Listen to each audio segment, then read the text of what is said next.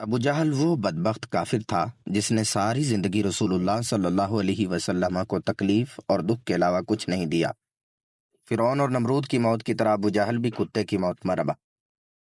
حضرت عبد الرحمن بن عوف رضی اللہ عنہ سے مروی ہے کہ جب جنگ بدر کا میدان لگا ہوا تھا کہ معاذ اور معوذ رضی اللہ عنہ میرے پاس آئے۔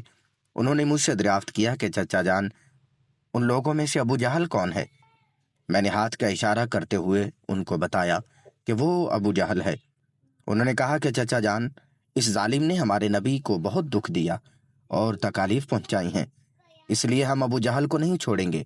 عبد الرحمن بن عوف رضی اللہ عنہ فرماتے ہیں کہ جو ہی میں نے ان بچوں کو ابو جہل کا بتایا تو وہ بچے بجلی کی رفتار کے ساتھ ابو جہل کی طرف بھاگے۔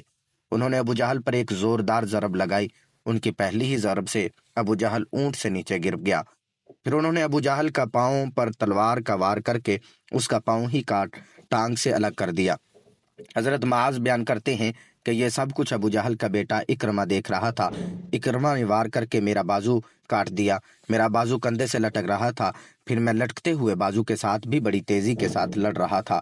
جب بازو نے مجھے بہت زیادہ تنگ کرنا شروع کیا تو میں نے بازو کو اپنے پاؤں کے نیچے رکھا اور زور لگا کر بازو کو اپنے تن سے جدا کر دیا۔ حضرت معاذ سے مروی ہے کہ میں نے موقع پا کر ابو جہل پر پھر وار کیا، جس سے ابو جہل کے جسم سے خون کے فوارے جاری ہو گئے۔ ابو جہل کو موت کے گھاٹ اتار کر یہ دونوں بچے رسول اللہ صلی اللہ علیہ وآلہ وسلم کے پاس جا کر عرض کرنے لگے، یا رسول اللہ صلی اللہ علیہ وآلہ وسلم، ہم ظالم ابو جہل کو قتل کر رہے ہیں۔ تبری میں بیان کیا گیا ہے کہ ابو جہل ابھی قتل نہیں ہوا تھا، بلکہ وہ درد سے چلا رہا تھا، تڑپ تڑپ کر درد کے مارے موت کا انتظار کر رہا تھا۔ جب جنگ بدر ختم ہوئی تو رسول اللہ صلی اللہ علیہ وسلم نے تمام صحابہ کو حکم جاری فرمایا کہ ابو جہل کو تلاش کیا جائے۔ سب صحابہ ابو جہل کی تلاش میں مگن ہو گئے۔ حضرت عبداللہ بن مسعود بھی ان میں شامل تھے۔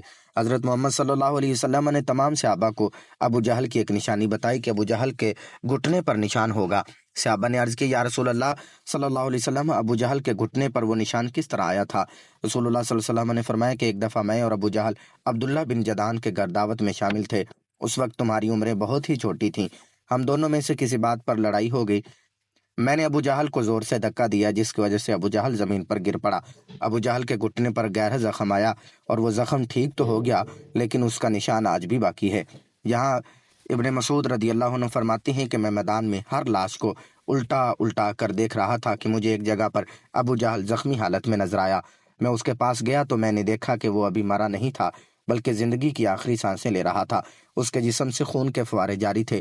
پھر میں نے رسول اللہ صلی اللہ علیہ وسلم کی بتائی ہوئی نشانی کو دیکھا تو مجھے یقین ہو گیا کہ یہی ابو جہل ہے۔ میں نے اس کی گردن پر اپنا پاؤں رکھ کر اس کو زور سے گھسیٹا تو درد کے مارے اس کی چیخیں نکل گئیں۔ میں نے ابو جہل سے مخاطب ہو کر کہا، اے خدا کے دشمن، اللہ تعالیٰ نے تجھ کو ذلیل و رسوا کر کے رکھ دیا ہے۔ ابو جہل مجھ سے کہنے لگا، اس میں ذلت والی کیا بات ہے؟ میں تو اس آدمی سے بدلہ لینے کے لیے آیا تھا جس شخص کو تم لوگوں نے قتل کر دیا ہے۔ اس نے مجھ سے دریافت کیا کہ بتاؤ، اس جنگ میں فتح کن کی ہوئی ہے؟ میں نے کہا کہ جنگ میں فتح اللہ کے سچے رسول صلی اللہ علیہ وسلم کی ہوئی ہے۔ پھر اس نے کہا کہ ابن مسعود چرواہے تو بہت ہی اونچی جگہ پہنچ گئے ہیں۔ دوسرا قول یہ بیان کیا جاتا ہے کہ حضرت عبداللہ بن مسعود نے بیان کیا کہ میں نے ابو جہل سے کہا کہ تیرا قاتل میں ہوں۔ ابو جہل نے کہا، نہیں، تجھ سے پہلے مجھے کوئی قتل کر گیا ہے۔ ایک قول یہ بھی بیان کیا جاتا ہے کہ جب ابن مسعود ابو جہل کے سینے پر بیٹھ کر کہنے لگا، اے اسلام کے دشمن، تم تو فرعون سے بھی زیادہ بدبخت نکلے ہو۔ فرعون نے بھی تو مرتے وقت اپنی غلطیوں کو مان لیا تھا کہ میں غلط تھا، لیکن تم تو مرتے ہوئے اسلام کے خلاف بکواس کر رہے ہو۔ یہ سن کر ابو جہل نے جواب دیا کہ اپنے آقا کو جا کر میرے یہ پیغام دے دینا کہ ابو جہل تو اس دنیا سے چلا گیا، لیکن یہ پیغام دے گیا کہ حضرت محمد صلی اللہ علیہ وسلم کا سب سے بڑا دشمن میں ہوں۔ ابو جہل کی زبان سے یہ سن کر میں نے ابو جہل کی تلوار پکڑی اور اسی سے ابو جہل کے جسم سے اس کا سر جدا کر کے رکھ دیا۔ فرماتے ہیں کہ میں نے جسم سے سر کو جدا کر کے نبی کریم صلی اللہ علیہ وسلم کے پاس لے گیا۔ میں نے آقا صلی اللہ علیہ وسلم کی بارگاہ میں ابو جہل کا سر پیش کرتے ہوئے عرض کیا، یا رسول اللہ، یہ لو ابو جہل کا سر۔ رسول اللہ صلی اللہ علیہ وسلم نے فرمایا کہ قسم ہے اس ذات کی جس کے قبضہ قدرت میں میری جان ہے، بے شک یہی ابو جہل کا سر ہے۔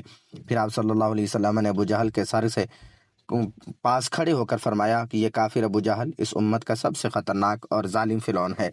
ہر امت میں ایک فرعون ہوتا ہے، جبکہ میری امت کا فرعون ابو جہل تھا۔ اللہ تعالیٰ کا لاکھ لاکھ شکر ہے کہ یہ بدبخت ہلاک ہو گیا۔ روایات میں اسی طرح بیان کیا گیا ہے کہ رسول اللہ صلی اللہ علیہ وسلم نے شکرانے کے نوافل ادا کیے۔ رسول اللہ صلی اللہ علیہ وسلم کے فرمانے پر ابو جہل کی لاش سر اور قریش کے 24 سرداروں کو ایک کنویں میں پھینک دیا گیا۔ اس کے بعد رسول اللہ صلی اللہ علیہ وسلم 3 دن میدان بدر میں رہے اور جاتے ہوئے اس کنویں میں بھی گئے جہاں کفار کی لاشیں پھینکی گئی تھیں۔ آقا نے کنویں پر کھڑے ہو کر قتل ہونے والوں کو یہ فرمایا کہ اے کنویں میں پھینکی گئی لاشوں، کیا تم نے اللہ کے وعدے کو پورا ہوتے ہوئے پا لیا ہے؟ اللہ کا وعدہ سچ ثابت ہو گیا ہے۔ حضرت انس رضی اللہ عنہ سے مروی ہے کہ رسول اللہ صلی اللہ علیہ وسلم نے آدھی رات کے وقت یہ ان تمام لاشوں کے نام لے کر فرمایا، اے ابو جہل بن ہشام، اے عتبہ بن ربیعہ۔ اسی طرح نبی کریم صلی اللہ علیہ وسلم نے سب کنویں میں پھینکی گئی لاشوں کے نام لیتے ہوئے فرمایا کہ کیا تم نے رب کی کائنات کا وعدہ پورا ہوتے ہوئے دیکھ لیا ہے؟ کیا تم نے اپنے خداؤں بتوں کا وعدہ سچ پایا؟ میرے خدا نے جو مجھ سے وعدہ کیا تھا وہ سچ ثابت ہو گیا ہے۔ اس پر صحابہ نے پوچھا، یا رسول اللہ صلی اللہ علیہ وسلم، آپ لاشوں سے باتیں کر رہے ہیں؟ تو حضور نے فرمایا کہ جو باتیں میں ان سے کر رہا ہوں تم ان لاشوں سے زیادہ نہیں سن رہے، بس یہ لاشیں بول نہیں سکتی، سب کچھ سن رہی ہیں۔ امام طبری لکھتے ہیں کہ محمد بن اسحاق بیان کرتے ہیں، بعض علماء نے یہ بات بیان کرتے ہوئے کہا ہے کہ تم لوگوں نے مجھ سے دشمنی کی، بلکہ دوسرے لوگوں نے مجھ سے دوستی کی۔ تم نے مجھ کو میرے شہر سے نکالا، دوسرے لوگوں نے مجھ کو اپنے شہر میں پناہ دی۔ تم لوگ مجھے جھوٹا کہتے رہے، دوسرے نے مجھے سچا اور آخری نبی صلی اللہ علیہ وآلہ وسلم کہا۔ تم لوگوں نے مجھ سے بے شمار تکلیف دیں، لیکن دوسرے لوگ میری تمام پریشان میں شریک رہے۔ اس کے بعد رسول اللہ صلی اللہ علیہ وسلم نے فرمایا کہ میں نے تو اپنے رب کائنات کے وعدے کو سچ پایا ہے۔